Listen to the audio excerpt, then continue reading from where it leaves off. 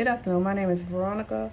According to my presentation, I didn't get to finish everything that I needed to finish saying within the presentation, so I decided to create a YouTube video just to sums it up. Referring back to my ethical decision making in rural school counseling dilemma, it was focused on an assignment that was written for November 16, 2025, which focused on this decision making that counselors have to make within their community. And in this small community,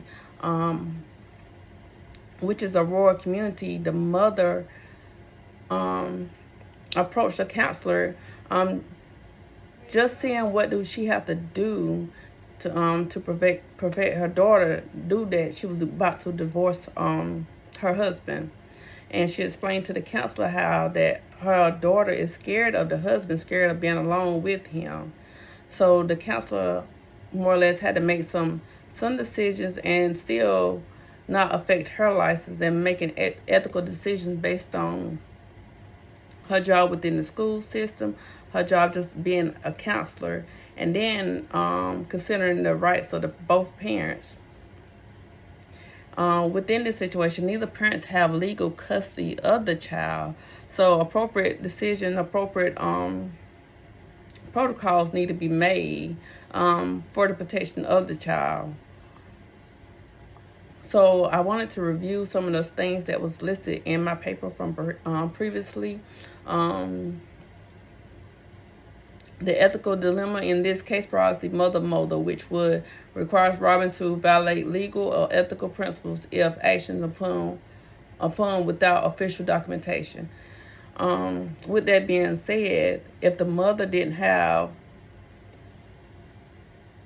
proper documentation in place showing that the daughter was in danger, then it will violate the father's rights as being a father. So the counselor herself had to go and make the appropriate protocol, which was following back up with the principal, following back up with CPS services, and just make sure the appropriate documents was in place for this action. Something that my supervisors like to use. If it's not documented, it didn't happen. So moving forward,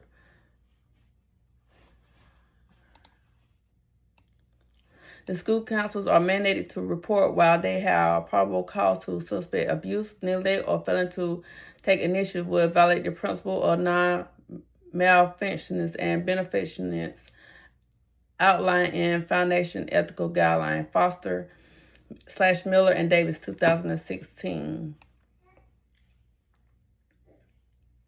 And from a biblical standpoint, reinforce the council responsibility to safeguard vulnerability children, Proverbs 31:8-9, the King James Version.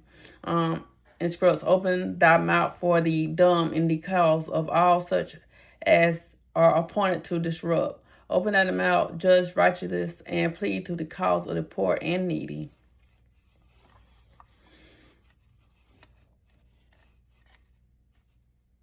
So following that, the necessary steps to make it ethical for Robin to proceed should be inform the parent that she cannot restrict his father's access without legal documentation.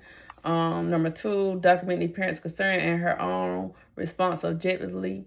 Treat the child reported fear for alleged stated safety concern. Consult properly with school administrator and child protective service to determine if the mandate report is warranted.